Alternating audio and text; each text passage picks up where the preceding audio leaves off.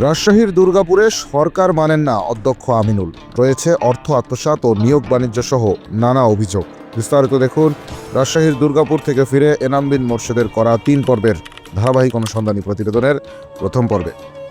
রাজশাহীর দুর্গাপুর উপজেলার Kanthalbaria school and কলেজের অধ্যক্ষ আমিনুল ইসলামের বিরুদ্ধে সরকারি সিদ্ধান্ত না মানা সহ একাধিক গুরুতর অভিযোগ উঠেছে।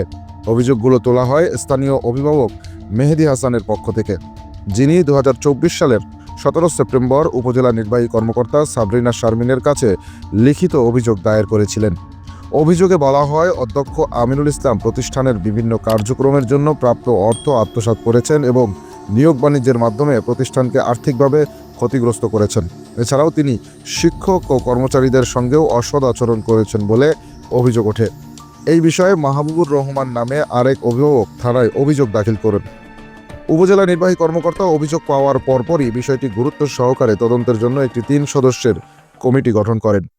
কাঁঠালবাড়িয়া আবুল কাসেম স্কুল কলেজে আমরা যে অভিযোগ পেয়েছিলাম গ্রামবাসী থেকে, তার প্রেক্ষিতে 3 সদস্য বিশিষ্ট কমিটি গঠন করা হয়েছিল।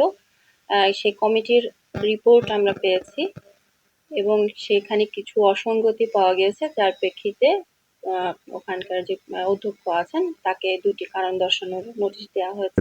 কমিটির নেতৃত্বে ছিলেন উপজেলা মৎস্য কর্মকর্তা আমিরুল ইসলাম। তদন্ত কমিটিকে 30 সেপ্টেম্বরের মধ্যে প্রতিবেদন জমা দেওয়ার নির্দেশ দেওয়া হয়।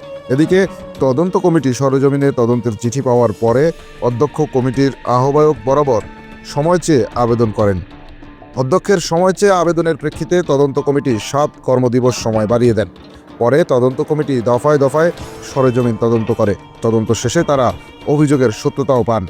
এমনকি 2024 সালের নভেম্বরের শেষ দিকে তদন্ত প্রতিবেদন জমা দেন উপজেলা নির্বাহী কর্মকর্তার কাছে। এরপর অধ্যক্ষ আমিনুল ইসলামের কাছে তদন্ত প্রতিবেদনের পূর্ণাঙ্গ জবাব চাওয়া হয় এবং কেন তাকে বরখাস্ত করা হবে না মর্মে জবাব চেয়ে একটি নোটিশ জারি করেন উপজেলা নির্বাহী কর্মকর্তা সাবরিনা শারমিন।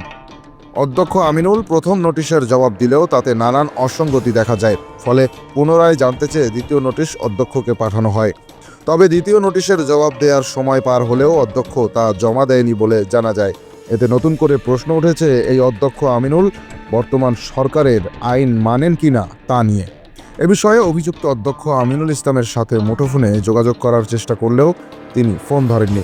অধ্যক্ষ আমিনুলের বিরুদ্ধে ক্ষমতার দাপট দেখিয়ে শিক্ষক ও কর্মচারীদের সঙ্গে চরম অমানবিক অসৎ আচরণ সহ বিভিন্ন অভিযোগ নিয়ে বিস্তারিত দেখুন ধারাবাহিক অনুসন্ধানী প্রতিবেদনের পরবর্তী পর্বে। চোখ রাখুন অগ্রযাত্রায়।